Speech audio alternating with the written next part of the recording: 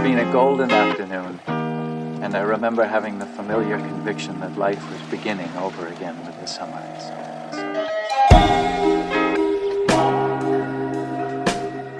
What I wanted to talk about was practices that you have in your life, practices that you've had in your life, like me as well, but this idea of doing something all the time just because. So there's a couple that come to mind, just to kind of give context to what I'm referring to, even though it's probably pretty obvious. Writing, just things that you do not because they're going to lead to some greater outcome, right? And they might tie into some things that you have ambitions built around, but mainly you just do it because it makes you feel better. Yeah. So for me, at least right now, and these are things that none of these are really new. But sometimes you weave in and out, but meditation has been really big for me. Sometimes I'm obsessed with it. Like I'll do like 40, 50, 60 minutes in a day, and that's nothing compared to some people do that, but it's not because I'm like, I've got to meditate. It's just, I feel better after. I feel just more, alive, less bothered by silly things. Aside from meditation, maybe not right now, but when the weather's nice, running, I'll just, there's something really nice about just get out the door and go for a run. And it used to be, I had to reframe myself because it used to be I'd only run in competitive situations or could only run when I had some kind of goal in mind. And then over the last probably 5 years or so, that has slowly shifted to, I just like running to run, to kind of like be out there and, listen to music or just be with my thoughts. Writing. Mm-hmm. And that's one that, I'm in and out of too. I was sitting in the sauna at the gym today. It's like, that's one. You just do that. You take a cold shower, do some push-ups, like that as just physical activity, kind of exertion as a practice. And I was wondering, what are and then this podcast comes up. Right. That definitely is. This is definitely one, which is funny to think about, but us having a conversation is kind of like it's become that thing for me. And there's others too, but those are the ones reading. I mean, I try to sit, and that's the first one. You've been doing that a lot. So every morning now, I've kind of set you, and like I've had times where photography is that like I'll go out and I'll shoot for an hour a day. Like regardless of what the circumstance of my day is, I'll try to fit that in. Mm-hmm. I'm just curious, what in your life, first of all, how do you feel about that? I think it's an important thing. You have things that can kind of ground you, and you're not going to fit them all in. No. Every day, but there's something liberating about you're not doing it because you're trying to keep a streak, or you're not doing it because you're trying to reach an outcome. You're doing it because it's just a beautiful thing to do. Yeah. And I just reframing that is such a core thing to just doing anything over a long period of time, I think. Yeah, I agree. And the things I think about first when it comes to like, practice, or a practice, a daily practice, a weekly practice, first thing for me is making my bed every morning. You do it every morning? Every single morning. And you've been doing that for a while. I remember talking about that. Yeah. Long time. And it's just non-negotiable. The only days that I don't make my bed when I wake up is when I know it's the day that we're washing the sheets. Yeah. And it still bothers me when I don't make the bed. Is that like a get a win, almost get a quick win? It always is, yeah. There's part of that. Yeah. I listened to first win of the day. Yeah. Is that you don't give in to. I listened to a Jack Dorsey interview, and he was talking about taking a cold shower in the morning. Yeah. And he's like, I do it because I hate it. Yep. And he's like, if I wake up in the morning and I take a 3-minute cold shower, he's like, that's the worst my day can be. Yeah. Like, I did that, got a win. Yep. I could do nothing for the rest of the day. It's like made myself get out of my comfort zone. Yeah. And get a small victory there. Yep. So I feel like making the bed kind of falls into that. Yeah, and for a while, maybe a year and a half, I was doing daily walks, and every Tuesday and Thursday doing strength training. And I have let,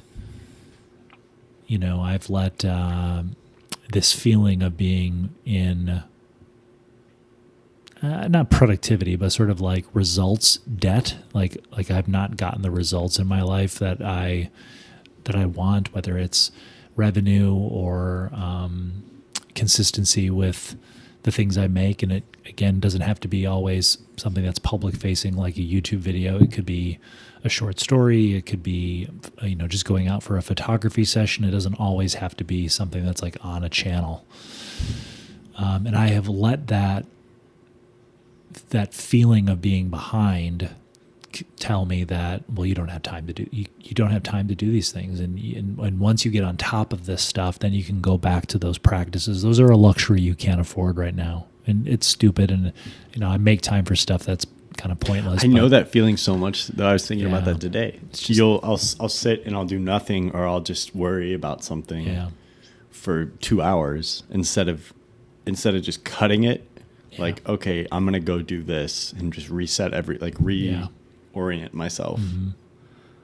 I'll mess around for 2 hours and then I'll lose all of the opportunity to actually do the thing because I was so anxiety ridden about not doing it's so dumb. Yeah. And I mean, I look back on that time very fondly because like I had a lot of confidence and I just felt really good about doing something I didn't want to do every day. Actually, I did really enjoy the walks, but the time commitment, which is about 40 minutes. And then in the summer, it was hard because I have to go really early in the morning so I don't get all sweaty and gross and have to take a whole showering process and all that. It definitely just felt a lot better having the discipline in place, just how I looked, from a physique standpoint, and just knowing that I was maintaining that discipline.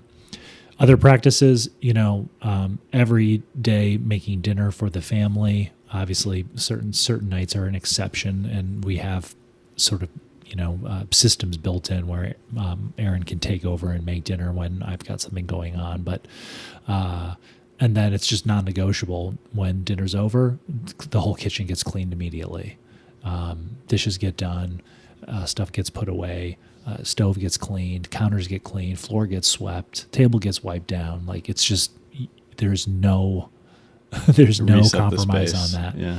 So that's a daily practice, and I really enjoy that time. Whether I'm listening to music, sometimes I'll listen to a podcast, or I'll watch a video, or have a video up. So there's some passive consumption going on sometimes while I do that, and then the morning reading.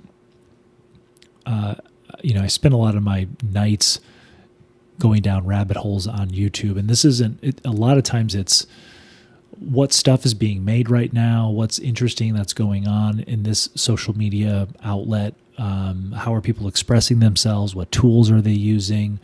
There's just as much curiosity with like how people make stuff than with the subject matter. But I felt a big detachment from reading. So I said to myself this year, kind of a resolution, you're going to, instead of spending time on your phone in the morning, you're going to wake up every morning between 5:30 and 6 and go upstairs for an hour plus and just be reading. I put the little YouTube fireplace on. I have records and I put those quietly in the background, a cup of coffee, and I just read. And it's been wonderful. I just finished Fear and Loathing in Las Vegas. I had two of the Rabbit books from John Updike. I'm on to my next book right now, which I've got a little quote from that I'll bring up in a little bit. Which is a deep cut for you. Yeah. Yeah. So, and I'll explain that a little bit about that book. So yeah, it's, those types of things are really valuable. And it does tie into what I'm going to read from this, especially as someone that was, very successful in his life. This book's about Conrad Hilton, who founded the Hilton hotel chains, and his upbringing and, where he learned his values, his education. And explain the significance, yeah. Yeah, so I saw this book just at I don't remember where exactly. It was a thrift store, or it was a shop or an antique store. I don't even remember. But the reason I was drawn to it is because the show Mad Men, which in early episodes of this, I had told Alex he's got to check it out, and I quoted Mad Men several times, doing what's expected versus what we want to do. Anyway, Conrad Hilton plays a role in the show in the later seasons because I think he's sort of courted. He meets Don at a country club. Don doesn't know who he is. There's a real connection there and authenticity that Conrad really responds to, and he sort of looks to Don for information, advice, whatever. Don wants to represent them as their advertising agency. Conrad already has one. Their relationship develops. And it's actually one of my favorite elements of that show was all the scenes with Conrad Hilton. I almost wish someone on YouTube, and maybe they already do, has like a supercut of all the Conrad Hilton stuff. Yeah. Anyway, so when I saw the book, I gravitated toward it because I'd like to learn more about him. But there's something about like being in the Mad Men universe that I am nuts about. Yeah. And that's part of why I read the Updike books, because they take place in the 60s. And I just sort of, in my mind while I'm reading them, I'm like, where's Don Draper right now? What's he doing, you know, in New York versus where the Updike books take place, which I think is like Pennsylvania. So, yeah, I've been enjoying this. It's a straight up kind of autobiography memoir thing. But regards to the daily practice, something that I thought was interesting. This is twofold, and sorry if I'm transitioning out of what we're talking about. Yeah, we can always come back. This is early in the book, and Conrad's talking about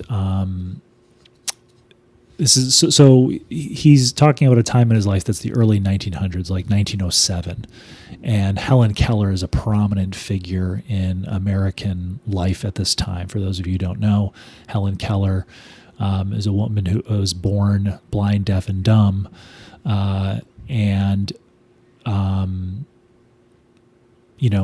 came to get college educated, learn how to communicate, very intelligent, all that stuff, and overcame those obstacles of being blind, deaf, and dumb to really have an amazing life. And so the passage is a little bit, it's not super long, but Conrad's talking about wanting to read Helen's book. Helen Keller, blind, deaf, and dumb, had written a book called Optimism. To me, this alone was miraculous. I found it on my mother's sewing table and concealed it under my pillow for private consumption. I believe I was just a little ashamed of this new desire to think. And I want to talk about that. That's idea one that I took from this passage. I wasn't sure what father or the girls would make of it, his desire to think. After I had finished the slim volume, I knew I could talk it over with Mother. For the miracle of Helen Keller's optimism, although they were not members of the same church, had its roots in exactly the same soil as my mother's, faith. She wrote that, quote, optimism is the faith that leads to achievement. Nothing can be done without hope, end quote. And summed up by stating that, quote, optimism is the harmony between man's spirit and the Spirit of God pronouncing his works good, end quote. That struck me, first of all, the thing about wanting to think. I think about that with regards to this. Think about it.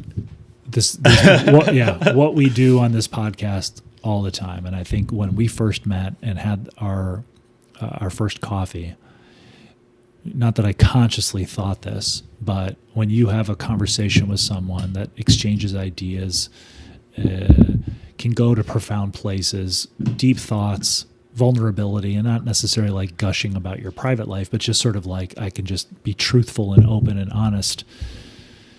Those types of intellectual exchanges and challenging each other's thoughts, notions, ideas, opening up. Well, if you heard about this, or if you read this, or checked this out, you might be interested in this. What you're talking about is actually this. Sorry, my buttons keep tapping on the table. Yeah. I'm like banging the microphone. Yeah. So when you meet someone, and my wife Erin is great for this, lots of great conversations, exchanging ideas. My mom is great with this. My sister Heather is great with this. There are a lot of people in my life where I can, just completely lose time in a deep, long conversation about ideas, and people that are open to new ideas and people that are giving new ideas.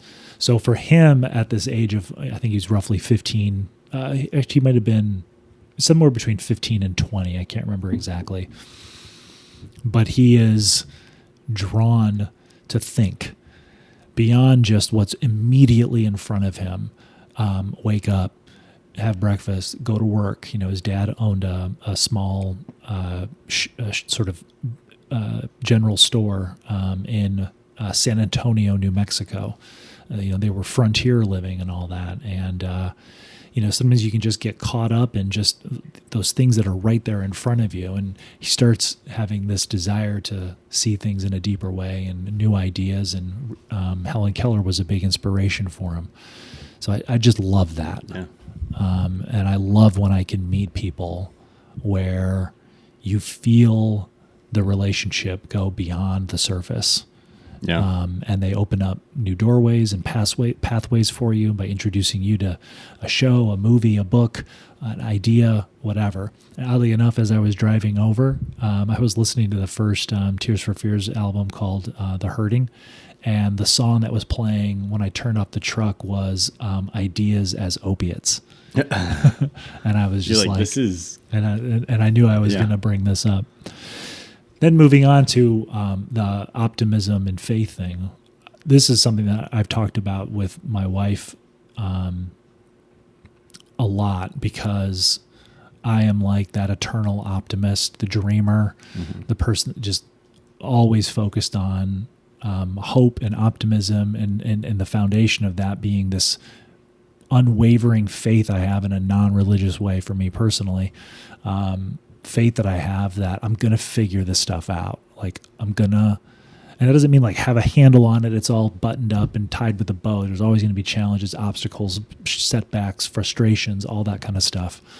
But like, I'm going to dig out of this more every day and start to get a handle on things. And sometimes I might regress, but then move forward, all that stuff. And it's just unwavering. I've just never felt down about what am I doing big picture. Yeah. Small things, sure. Like why am I doing this? Or whatever. And my wife, she listened to the podcast. Aaron, I'm not going to talk too much about our differences, but she is very pragmatic, realistic, practical. And I think, at least my feeling is that there's much more pessimism present than optimism. And that doesn't mean that my wife isn't hopeful or excitable or passionate about things, but there's just feels like there's just some general pessimism, and it causes us to have energistic clashes sometimes, where it's like, what's he doing? Yeah. And so the reason I was struck by that is I feel like sometimes when I'm full blown with my optimism and doing the things that I'm doing that maybe other people don't understand from the outside, and sometimes I don't even understand. For the most part in my life, I feel like I've been surrounded by people that don't share the kind of optimism and faith that I have.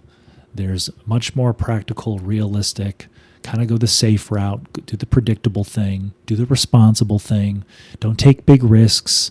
Why are you doing all this stuff? Yeah. Just get a job, punch the clock, get a 401k, push your kids through college, and I can't do it. I can't do it. But to wrap up the point, I often wonder, what would this journey be like if I was around a bunch of optimists that had that type of optimism and faith, like a Conrad Hilton or a Helen Keller? What would that be like to have the majority of the people that are in close orbit to me be that way?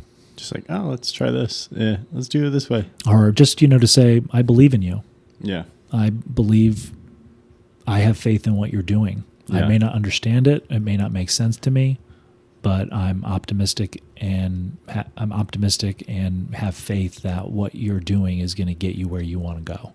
I feel like that makes me think of this idea, like there really isn't there isn't a future per se. Mm-hmm. Like we say like I in the future this will happen, or I think that everything I'm doing is leading to this. Yeah.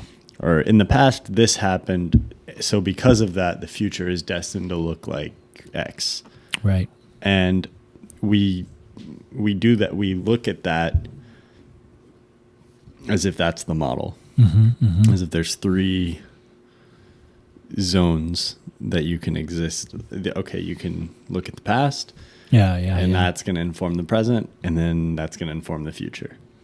When in reality, it's kind of just there's thoughts. You have thoughts about what's coming, and you have thoughts about what's been, and then but the only thing that is actually real is where you are right now. Yeah. And whatever you think of at that moment is going to inform the next moment. And that's just, you're basically building a really long chain of moments, but there is no like it's going to be like this, and we can make projections, or there's it's probable that this is going to lead to this, but there's nothing guaranteed. No. Yeah, for sure. And so generally I think it's probably the best course of action is to approach it as if the future is going to work out, whatever that next moment is going to work out in your favor. But then also if you hit it and it doesn't, then okay, that is what it is. And you just, okay, well the next one's going to, and it's better to exist in a moment. If we are where we are right now, and I'm really optimistic or positive, that's a better state of existence than if I'm really pessimistic or negative. Because that's just draining on me constantly. Yes. Whereas the optimistic state is feeding me, and it's like giving me life and energy. And if that's all that there is like where we are right at this moment, then I think it makes sense to lean into the optimistic positive state more than, and I get it. You're well, I think this is going to happen, or because X, Y, and Z have happened, then that's informed how I approach this. But, I think if possible, it's always probably you're at an advantage if you can just approach whatever the present moment is from an upbeat.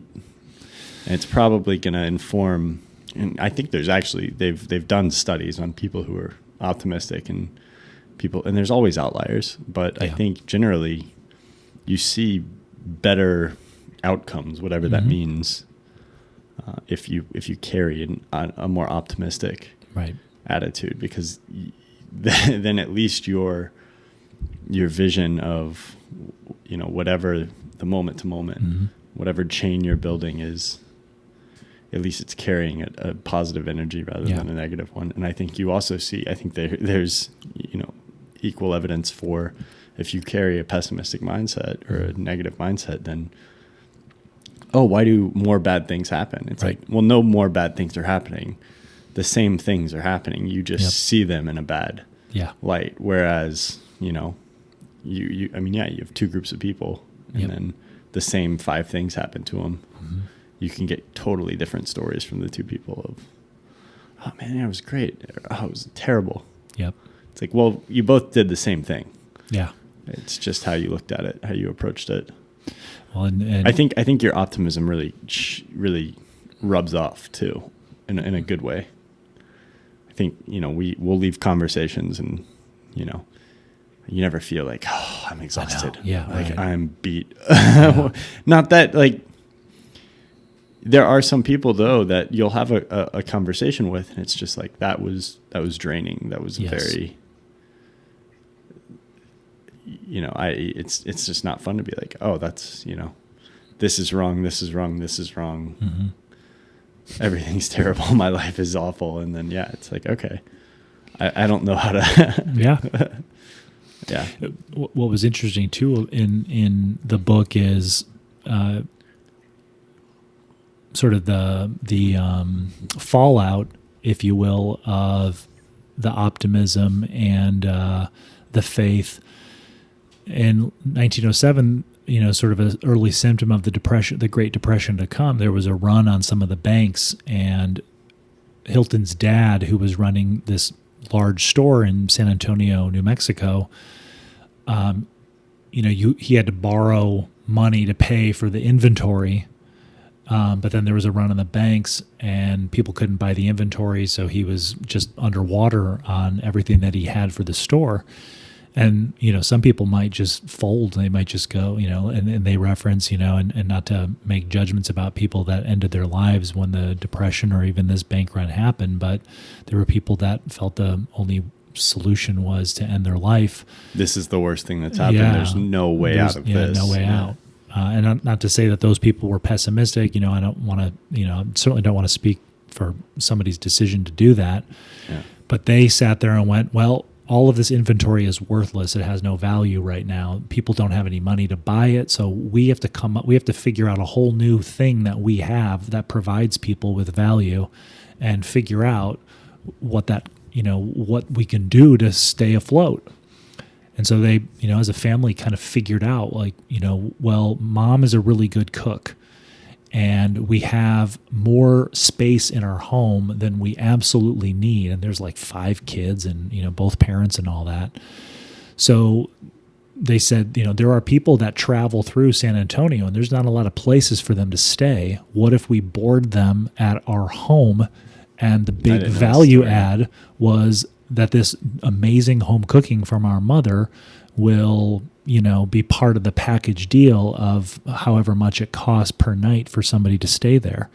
So they, the kids went out, and everywhere they went, they'd help people with their luggage. They would spread the word. I mean, this real kind of grassroots movement to let everybody know that their home was available to travelers and all that stuff. And sure enough, bit by bit, more people would stay at their home, talk about the amazing food, and it was the first Hilton hotel. And this complete disaster in their life of the run on the banks and the store's inventory becoming worthless, but then having a ton of debt for that inventory, ended up being the thing that led to Conrad Hilton creating the Hilton hotel chain in their house in San Antonio, New Mexico.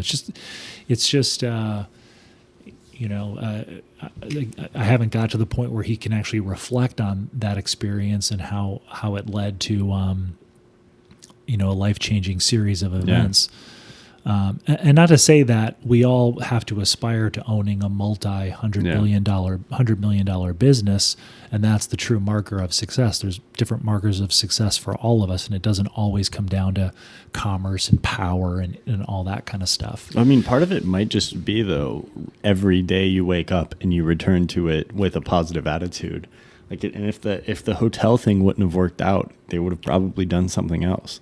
They would have probably done something else if that hadn't worked out. Yeah. And they would have, and so he's never down. He's never down and out. It's always just, well, this next thing will work out. Right. And you might go through your entire life. There's nothing promised that, we like to sell the illusion that if you do that, if you have that attitude, eventually something will hit and you will strike gold. That's the fallacy. Yeah. That's the part that's not guaranteed. But if you approach every day, if you get up and you approach every day this can turn out to be the best thing. Right. Yep. This can be good. This can be good. Then the worst case scenario is you just go through your entire life having had a series of days where you were positive about the world and you felt like, man, this is going to be great. This is going to be great. Yep. And, if you say this is going to be great, this is going to be great, this is going to be great, this is going to be great, and then you die, you went out thinking that everything was going to be great. Right. There's no, you can kind of look and we could create this judgment and be like, well, they never made it. It's like, Well, every day they were positive. Yeah. Like that's kind of as good as you can ask for. And I think it's just reorienting ourselves a little bit of, getting, again, talking about practices. It's just like, it's every day. You're just like, this is going to be good. This is going to be good. Eventually you kind of buy into that, and maybe it works out. Maybe you achieve success and like you fulfill your wildest dreams, and maybe not. And I don't think it really matters either way. Yeah. If you're playing it from that, just like, okay, well, I was just up and at 'em every day and I was happy. And going back to the Tom Green and Joe Rogan thing. That would be awesome too. It was fascinating in that clip on another level to have Tom Green explain to Joe what they were doing with this stream, and Joe, like, all this optimism unfurls, what the possibilities, what this could mean, what this could do. He's certainly, every time a technology is brought about, there's a negative element to it, and then there's a positive element. Yeah. And Joe just latched on to the positive and what it would mean for him as somebody who's in show business at the time. He was a stand-up comic and hosting whatever that reality show was that he hosted. And probably having frustrations with some of that, and seeing the optimistic outlook on what this technology could bring about. I don't want this to sound like this is self-congratulatory, and I know I make that caveat often when I tell a story, but I had something happen to me. It was sort of like one of those super lucky moments, but then there was a negative outcome, and I have, just naturally deploy optimism on it that, sort of it wasn't meant to be, or, whatever. But I'll tell this quick story. For those of you who haven't seen me on other social media or whatever, like, I've been going pretty hard on collecting vinyl records and, physical media in the form, music, physical media and all that. I was at a thrift store after I picked up my daughter from a birthday party, and I was going through all the junky thrift store records, and a guy comes up to me and goes, "Hey, they just wheeled out a big cart full of records.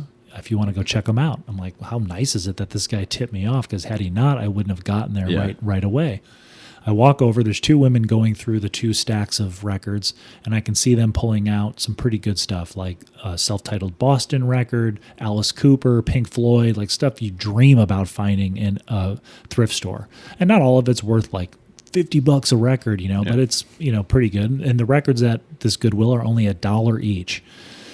So I'm waiting, I don't want to jump in there and start going through. I'm waiting for them to get done. They took like 10 records, right? 10 records with them and ferreted them away.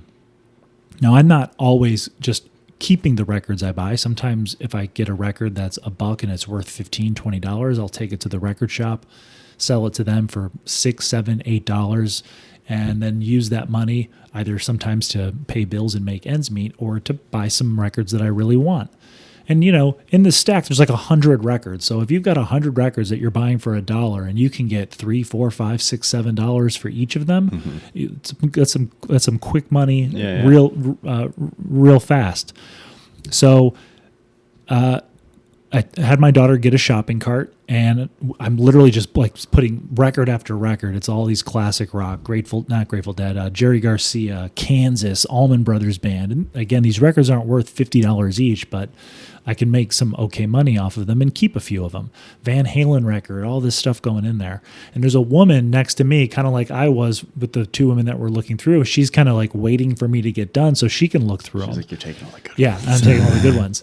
And she's a little crestfallen because I'm taking them all, and I'm starting to feel bad because I'm just going to flip most of them for a profit. And she could be someone that actually just wants to enjoy the music or put them in her collection. So eventually I'm like, well, if there's a few records in here, I don't need to take them all. If there's a few records you want to pick out. She's like, well, that Van Halen record's, can I take a look at that? And she does, and she looks at it. I scan it using the Discogs app. It ends up being like a $50 record, which is like pretty good for a thrift store. Yeah. And I'm like, if you're going to put it in your collection and listen to it, please enjoy it. I'm like, is there anything else you want to look through? She's like, no. And then later on, she came back and she actually gave me a record she didn't want because she conferred with her husband and found out that they already have a copy. So she gave it back to me. Not the Van Halen record, this other record. So I get home and I'm thinking about that Van Halen record and I'm like, something didn't seem right about that scan on Discogs. No, something didn't seem right about how it scanned on Discogs because you can scan the barcode using the Discogs app. But I'm like, I don't think that was a 2020 record. So I look on Discogs and all the Van Halen records for this record called Balance, which was made in 1995, they're all on colored vinyl, like red or whatever color. Well, this was black vinyl. And it was in a plastic sleeve, and it had a paper insert that had like the lyrics and the whatever. I'm like, I think that was an original.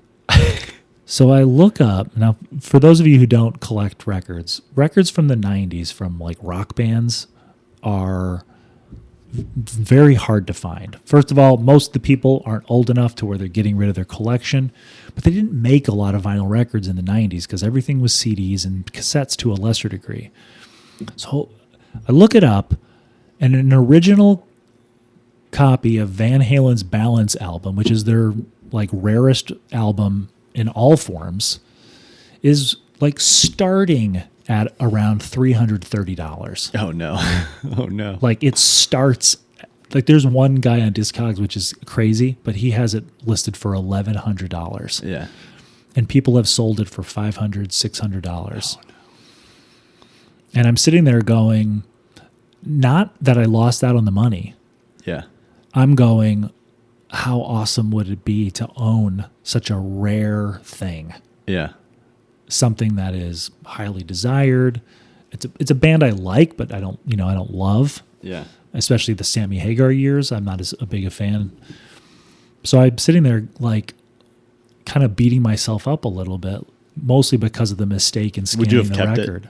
Yes. Yeah. If it would have scanned at $300 something, I would have said. So it doesn't matter. Like monetarily, it doesn't matter. Right. That would have just been an indicator of its sort of rarity. And there's something for me about, it's not like it's some big like long-term investment. It's going to be worth $3,000 in 20 years or whatever. But there's just something about owning something that's so rare and special that's interesting to me. And I could end up going in this journey of collecting, these things going, that's a little bit on the surface or vain or, it's ego or, whatever. It's that's not a good. There's just a human, there's a natural human tendency to, there is a security there. Yeah. And that you just have something that has value to it. Well, there's something about like knowing when something is valuable versus just kind of, another Van Halen record, and I've seen Van Halen records when I go record picking, there's one from 1988 called OU812 and I got it at a thrift store for $2 and it's worth like $50 and I traded it in at the record store, so the thing that I was beating myself up about was just like, you've been picking, and tracking down vinyl records for a long time. How could you overlook this? Yeah. I mean, dude, I'll grab a pile of like obscure country and like, I don't know, classical records from a thrift store and like scan them all and read the matrix on it and like figure out if they're worth anything. And on this one, I just immediately was like, it's just a Van Halen record. Yeah. No big deal. But and she's probably, I wonder what she thought if she knew. She looked like someone who might know. I mean, she was hip and she had like, kind of cool retro clothes on and a cool haircut and all that. And her husband has a record collection that they, both. So there's certainly a possibility that she knew it was special, but I don't dwell on the possibility that, she pulled one over on me. I certainly don't go to that sort of negative. Oh yeah. thought. And I'm not, I know you're I'm not not taking that. it from there. I'm just saying like your perspective is, I don't know how I missed this. And to her, she's just like, wow, I can't believe I can't believe how lucky or like what had to align for me to get this record. But I think someone that's really rooted in pessimism and maybe doesn't have a lot of faith in life, the world, or hope, or whatever, those ingredients, like wouldn't get over it. Like that would really bother them, whether it was the money they lost or just feeling kind of dumb. At least that's my read. And my optimism kicks in, and it took a little while, about 48 hours for me to kind of just like let it go. Just let it go. Yeah. But, you know, and this isn't a thing where it's like it was meant to be this way. The record's with the right person. I mean, I had those thoughts right away, but it really was about 48 hours later that I'm like, I'm good with it. Yeah. Like I just was not supposed to have that record. Yeah, it is what it is and at the end of the day. Like I sit there and immediately start going, well, like, how does this improve your eye for these things? And are you going to trust your instincts when you see something? You're like, you know, like it continues to hone that sense. You did the, I mean, I think you kind of did the, you know, you had that instinct of, I'm taking everything and she's just here. Yeah. And I was just in that position and I know how uncomfortable it was for me. And you did the right thing. You said, okay, what would I have wanted those people to do? And you did that thing. And it's funny because... And you know what? Like, that's much better, I think, than if you would have gotten that record. You identified something that caused you to feel some bit of friction or just a feeling, an emotion that you were aware of. And you said, I don't want this person to have that because it wasn't pleasant for me. Yeah. And then you did what you could. I mean, that's great. That's kind of... And part of why I do that is I had that sense is, you know, I go to a lot of estate sales, and estate sales, if you're a vinyl hunter, and I don't always go primarily for records, but the people that do show up hours early to get the vinyl records, whether they know what's there or it just like they saw in the background of the picture, there's a stack of records. Those guys are pretty tenacious. Yeah. And whenever they walk out, like I went to one estate sale and I didn't show up early. I couldn't get there early enough because I had to watch my kids, which I'm totally fine with. I wasn't tore up about it at all. But there were like some amazing 80s records like Violent Femmes and the Smiths, and like these were original old records that are impossible to find out in the world.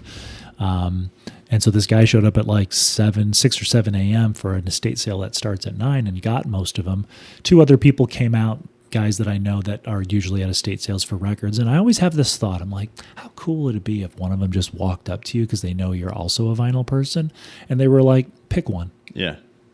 And it's yours for $5 or you can just have it. I'm like, man, that would be so amazing. So I sit there and I go, how can you do something like that? Well, and that's kind of, you know, it's kind of a nice bow on the optimism metaphor is you see, I think part of that gift is that you can see what you think would be nice. Yeah. And then by being able to see that, then you can do it. Yeah. And then at that point, the only barrier you have to get over is just the act of doing it. Right. And once you get over that once or twice, it's easy to just do it over and over again. So the optimism gives you a vision of something that's possible. Yep. And then you just do that thing. And I mean, and then what a great feeling. You get to, you know, you can almost transpose your experience onto that person of, oh man, how cool would that be to just be given, you know, a Smith's record or whatever. Yep. Do you think there's a difference between like skepticism and pessimism? Draw a line. Yeah, I think so. Yeah. What would your line be there? I think those are just 2 things that I think they get. Yeah, skepticism to me is like another word for it. This is just me off the top of my head processing this cold. You know, I think of that cautiously optimistic, you know, not quite.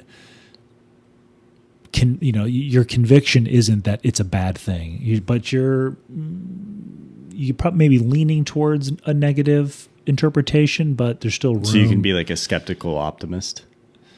I don't know about that. Yeah. But I think if someone is generally more skeptical rather than pessimistic and optimistic, I feel like, you know, it's a part of the gradient that we talked about in another episode, you know. Do you think it is a gradient of like skepticism's in the middle and then pessimism's on the left? And my thought is that skepticism leans more toward pessimism. You know, it's more toward that end of the spectrum. But yeah, that sort of like cautiously. How would you optimistic. define skepticism? Just right off the top of my head, someone that is reluctant to believe or form a strong opinion about something that they've been presented with. Yeah, and obviously you have there's like a phrase for something skeptic. I don't need to dwell on that, but that's my takeaway from that. Whereas pessimism to me is that people just sort of by default are in a place of the worst possible outcome or a bad outcome. The car broke down. It's all negative. Well, maybe it broke down. Maybe there's something to see here. Well, I'll sit there and be like I'll go on autopilot while I'm driving and I will forget to take an exit. Yeah. And if my wife's with me, and she's very kind about it, but it frustrates her. Yeah. And I'm like, maybe we were supposed to miss that exit because it's exactly what I say whenever I'm. I mean, it makes me feel better, but then I sit there and I go, and I'm not religious at all, but and I don't want to sit there and be like, oh, the spirit was guiding me and missing that thing. But I do sit there and go. You believe in synchronicity though, which is just when things happen in a pure. Like we'll sit down to have a conversation we haven't talked in 2 weeks, and then we'll have the same exact thing to talk about. Right. Yeah.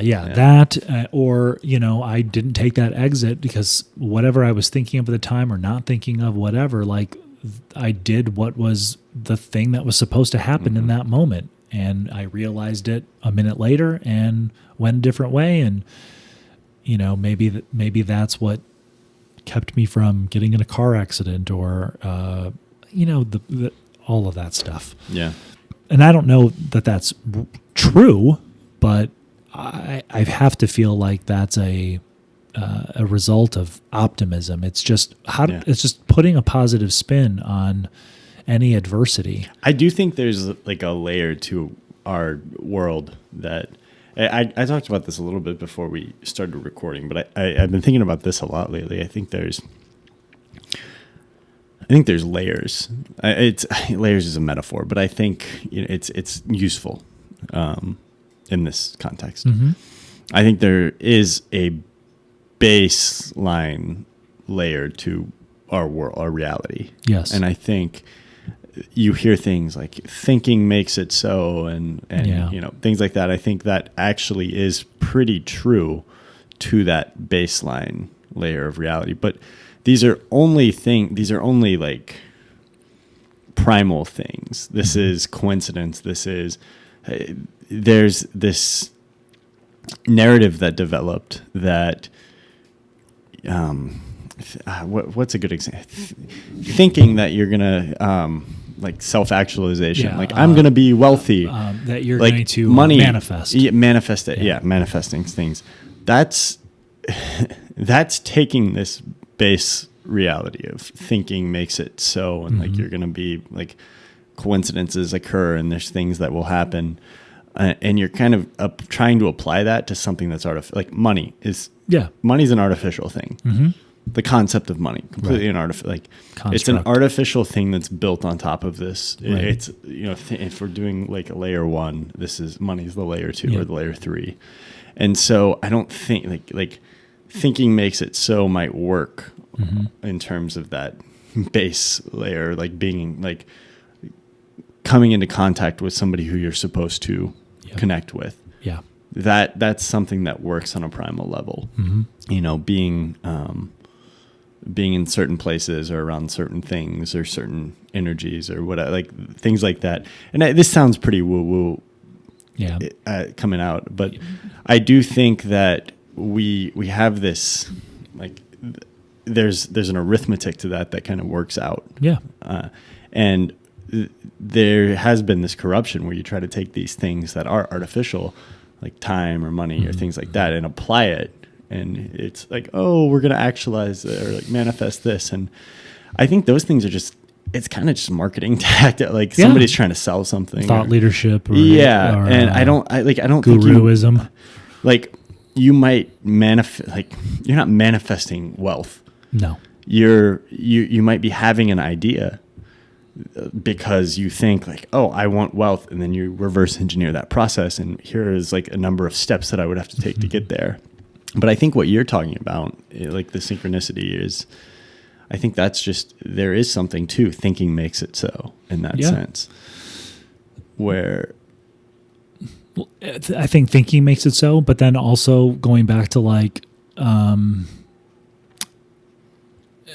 trying to have a positive impact on other people's lives in small ways. You know, like I don't sit there and go, okay, well, I'm going to let this lady take a record because in the big picture, it's going to come back to me tenfold because I'm going to get money or time or whatever, blah, blah, blah.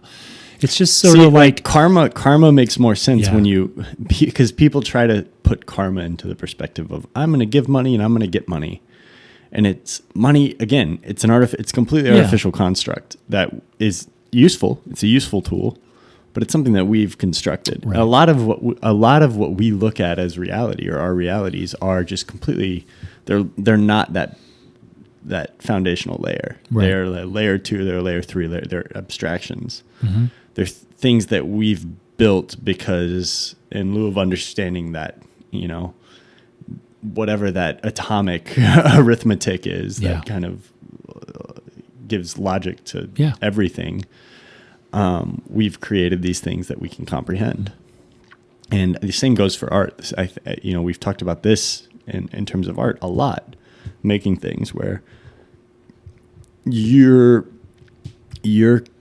artistic capability is limited to the level of your intellect if you choose to play that game. And if you want to make something that is built on these artificial ideas, then that's the limit. That's as far as you can go. But the things that really kind of transcend that are the things that plug into that core, that, you know, logic that guides everything. Saying this, I understand how it probably can come off as just like, whoa, okay, whatever, man. But you know, exploring a new idea in real time, and not that you haven't thought about this or have notions of it, but trying to craft it. I mean, on the fly. It's probably There's definitely a better way to present that, but it just, you and I have talked about a lot of things that if you kind of lean into that, like you say, you miss the exit and you're like, okay, I'm gonna see what this is. Mm-hmm. Usually works out, and there's something that, whether it seems like coincidence or what, that plays out in a positive way. Well, and I think, you know, for those listening or watching, you know, I do a lot of self-reflection and just trying to, why are you doing this? Like, what's behind it? You know, with getting records or, you know, books at the thrift store or cassette, you know, tapes, whatever. I had this realization the other night when I went to, and I'm wearing a pin for it. It was called Vinyltine's Day for Valentine's Day. There was a pop-up record shop basically at the Sydney in Benson. And I found out about it because I was at Canesville Collectibles in Council Bluffs, which is like a place that has a gazillion records and tapes and all that stuff. And Tim, the owner, was like, hey, there's a pop-up show at the Sydney. You should go. And so I texted my brother-in-law, who also has a record collection, and said, hey, do you want to go with me? And we don't do a lot together. Part of that's because of my schedule, you know, whatever. And he's like, yeah, I'd love to go. So a couple things. We basically had like our little Palentine's Day. Mm-hmm. Like we went out to the record show, had a drink at the bar. We went and got a drink down in the old market. We went to Fizzy's and had a late meal. And I'm sitting there going, this is great. Like I get to, you know, I don't have a lot bonding, that I can bond with my brother-in-law about. You know, there's certainly things, but you know, this was great. And I sat there. I'm at the record show. and my brother-in-law, he's there looking for some records, and immediately I see two guys that were at Canesville Collectibles earlier. I start chatting them up. I see Eric, who I didn't know was selling records, but he's one of the estate sale vinyl guys that I've chatted up a few times. There's this other guy, this guy, and I sit there and I go, maybe I don't do this just for the records or some collection or whatever. I'm doing it for the people. It's a community. Yeah. I just like talking to people and connecting over a shared passion for our self-deprecating talk about our addiction to vinyl, as well as wanting to just consume the art of others. I think that's a lot of why anybody does anything, to be honest. I think a lot of things that have a social dynamic, you're like, oh, I'm into this thing. Yeah. I'm doing it because I like this. And sometimes that's true. Yeah. But I feel like a lot of times it is more so you are just, it's a group dynamic. That's it. Yeah. You're fulfilling a tribal instinct. Yeah. When I go, when I went to the record show, which I wasn't expecting, which is why it was so delightful. I'm like, there's these people here that I know. Yeah. I know everybody here. When I go to Archetype, we talk about third places, like I'll see Josh there, or I'll see Alex there, not you, Alex, other Alex, obviously the people that work there. And it's just like a nice homey feel. Like these are acquaintances, people I know. Some of them are friends. And by friend, I mean somebody that I actually see outside of a third place. I go to a movie with them, go to dinner with them, whatever. And now at the record shop, when I go in there to bring my records in or just shop for records, I'm like, hey, Mike, what's up? And like, oh, Mark, what's going on? I got some cassettes for you. I'm starting to get to know a few of the other people that work there, or even the customers. One of the customers I chatted up at the used bins was at the record show at the Sydney, and I chatted him as well. So that desire for the human connection and opportunities to share in that passion in the music that you're listening to maybe an act of kindness comes out of it, either on the receiving end or the giving end. And while there is some elements of obsession or fixation and maybe like moments of irresponsibility with spending money you shouldn't or whatever, it is nice to feel that at the core of it, it's about community.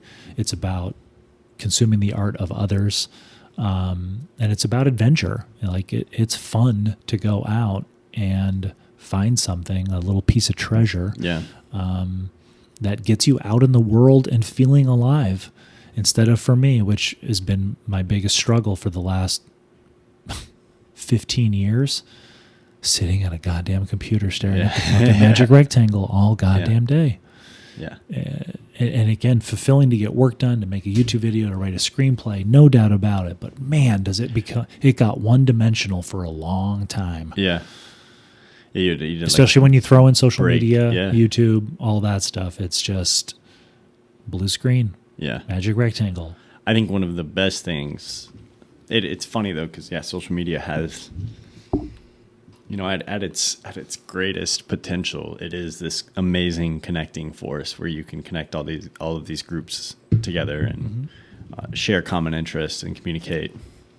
But I had this experience the other day. I was just chatting with somebody, and it was tech support for literally tech support for an application that I was playing around with, and I was like one of the beta testers people on the app, and had like a back and forth thoughtful conversation with somebody about the product, like, oh hey, I think this, and they're like, oh my gosh, this is really interesting, what do you think about this? And it's like, oh well, this and this. And there was something really odd to realize, oh man, this is like the full potential of online communication. Yeah. Like I'm talking to a person that's in Australia right now, right? Who I would have never met. Yeah. And they built this cool app, or their company built this cool app, and it's a small team. Everybody knows everybody in the team, and now we're going back and forth about it. And there's something really cool about that. And it's just, but social media in its current form, or in its current like in the mainstream current form is just corrupted. It's lost that. Yeah. That doesn't exist right now. Yep. Not to say that like somebody won't solve that and that comes back at some point. I think we are just we're in an evolution, and eventually it's bound to kind of work its way back. Yep. Because I think a lot of people are feeling I think that's a distinction worth making in the argument is it's not like social media is such an easy bucket to throw it all into. Sure. Social media is bad. Getting off of social media is just helping. It's not like, I guess, social media or like internet, like being able to interact with people on the internet is not what needs to be taking the critique. Like that is an idea that still has a more perfect form, and that probably is incredibly useful. But it's this idea of the current form or the current execution of social media is so driven by incentives or ego or comparison or these metrics that you're told that you need to care about, and it corrupts the whole beautiful experience of just sitting down having a conversation and enjoying it with a group of people. I think that's why group messages have become so popular over the last 5 to 10 years. Is most people are just like, group message is kind of like the experience of social media without all of the BS. Well, and even beyond just social media being the big lure to the magic rectangle for me, it's also just that the software tools, are so powerful. You can create an entire album as a single musician using these digital instruments, whether it's GarageBand or Logic or Pro Tools or whatever. Drawing, painting, there's so much of a translation of something that's done in the real tangible world that can be done. It's like that Apple did one of their events, and they showed all these amazing objects that help you make art, and a piano and paint and paintbrushes and all this stuff. And they had it all sitting under a giant hydraulic press, and they smash all these items. And then the iPad comes up, or it comes up and the iPad's there. And they actually removed it from the replay of the YouTube video because there was so much backlash about crushing all those things to just like simplify it down to an iPad. Magic rectangle. Now I have an iPad, and it is a magic rectangle. It does a lot of things. It's great. It's great. You have one. You can read on it, all this stuff. And I'm going hard on it right now, but I'm like, I want to get up and go flip this record over. I want to draw on a piece of paper or write my ideas on a notebook or use a typewriter. For what an iPad, there's a lot of things that you can do on an iPad that you can't do with anything else. Sure. And it's the best at those things. Yeah. But it's not, it's not going to replace everything. Like like you said. Sometimes it's a better experience to draw on a piece of paper, or type out on a typewriter, or put on a record and listen to it. Yeah, I mean, there's so much something about not only the inconvenience of some of these tangible tools, but there's also something about just like physically touching something that isn't a flat piece of glass. And the software, the magic software inside of it that you're manipulating to make something. It's really funny. I think we're gonna.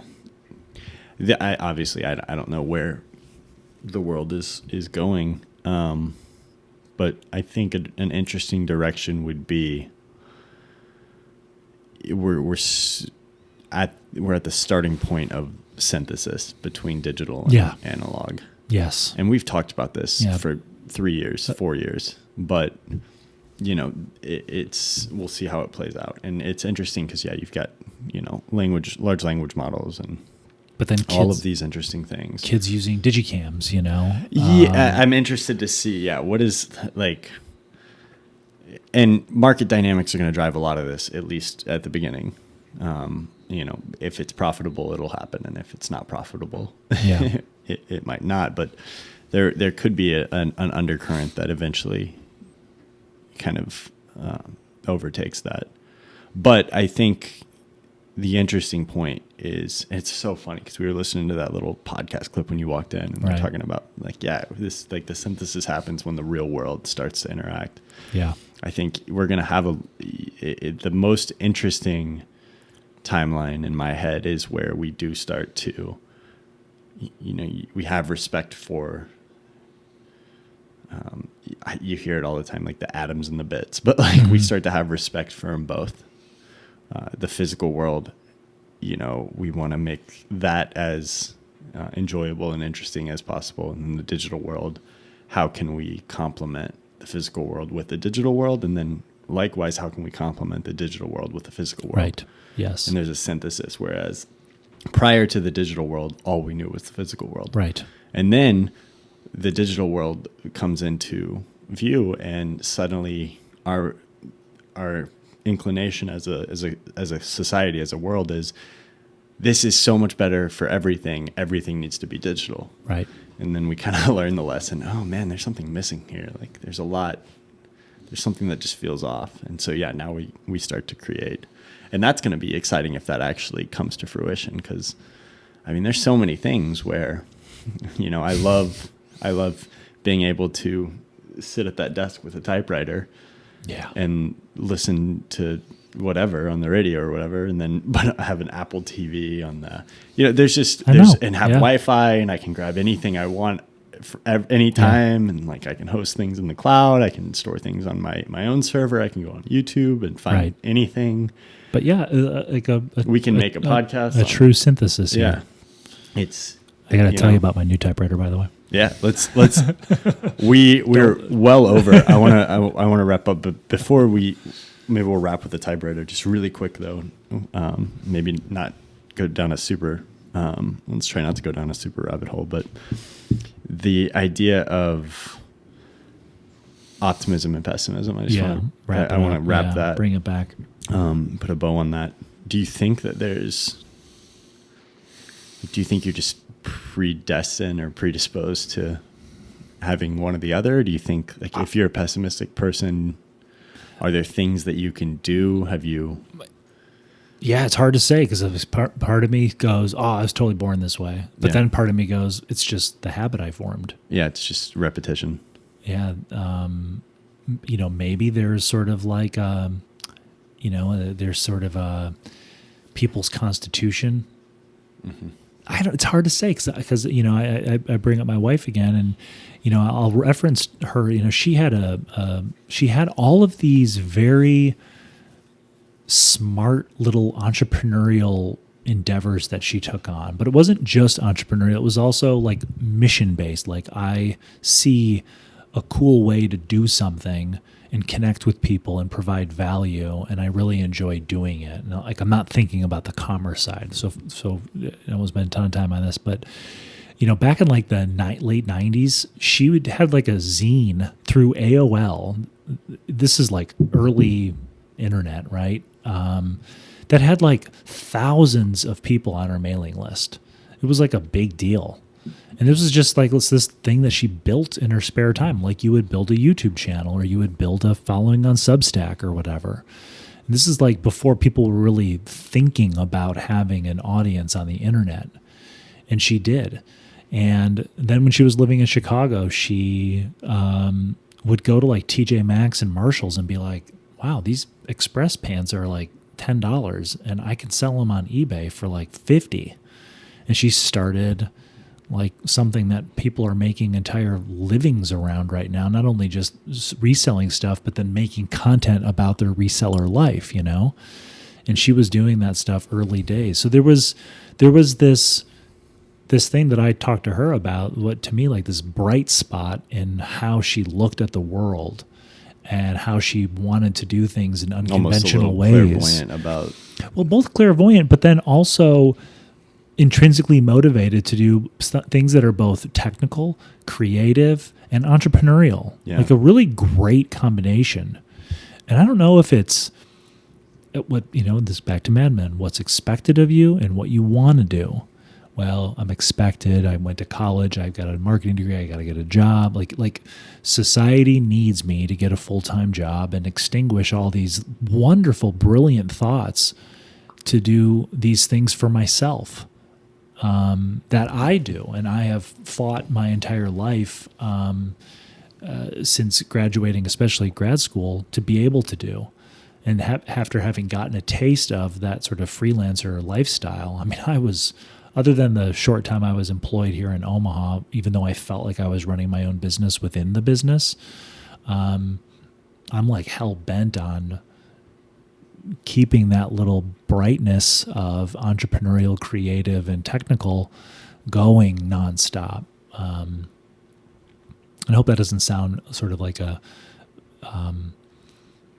negative toward my wife, but it's just like something... force, I don't know what, like pessimism, I don't know what reality, pragmatism, like I don't know what it was, but it sort of extinguished. Well, I want to say extinguished, but it's sort of like put her focusing on what you're supposed to do. I feel like what you could do. She like, she might be. Sometimes you have, oh, I like this, I like this. Maybe do you feel like she's found something where she is more at peace or at ease? Like maybe it's an easier, her doing what she's decided to do is more enjoyable. It's like more of a enjoyable experience for her psychologically, or just. Yeah, I mean, it's hard. I just think we all, some of us, we all have different metrics that we're kind of trying to fulfill, and for her maybe that is different. Just maybe that is she's optimizing for security, sure, but also maybe creative freedom within restraint or something like that. I think if you cornered her and said, if you could be doing anything right now, and this doesn't take away from her focus on her work and her commitment to her job and all that stuff. I just think that she is someone who feels a strong connection to her vision for, whatever idea comes up, or, a thing she wants to pursue. And this is maybe a conversation for another episode, but sort of ownership of your time, that when you're working, that you're doing exactly what you want to be doing to achieve work-wise what you want to do, and that you're the one who's making the decisions, and it's your vision. It's and even if there might be collaborators, ultimately you're the captain of the ship. I think that's a strong force in her, and back to the conversations we had about indulgence and sacrifice. She was sacrificing things in the when I was just screwing around, as far as career goes, to build things like that zine. And I think it's easy to be like, oh, who cares? She had some zine on AOL. I mean, she told me how big it was and all the stuff she had to do to maintain it. And I'm like, that's a big deal for like a 17-year-old or 18-year-old, however old she was. Maybe that was like a scarring experience too. Yeah. Maybe it's like, that was a lot. I don't want to. Could be, yeah. And I mean, I sat there at Iowa State University on a Linux computer typing line code to build a GeoCities website all about like what was going on at college, and it was like sort of like a Facebook page before that stuff existed. But she had hers like she had a real not want to say a business because it wasn't monetized. She could have monetized it, but I mean, she had like tens of thousands of people subscribe to her zine. It's just nuts. Yeah, it's crazy to me. It's not like it just sort of like happened. Like I think she knew that people will subscribe to this, and I'm going to write about this or whatever the content was, and she was really passionate about it. anyway, yeah, it's just interesting. Do you think so? I guess, yeah. Final verdict. Yeah. Like, do you have any? Is the answer get up, get a win early, and like, just try to look at things in the most positive light and kind of fake it until it becomes reality? Or yeah, I mean, I definitely think deploying the optimism is a good thing. Stacking those wins, having practices and discipline.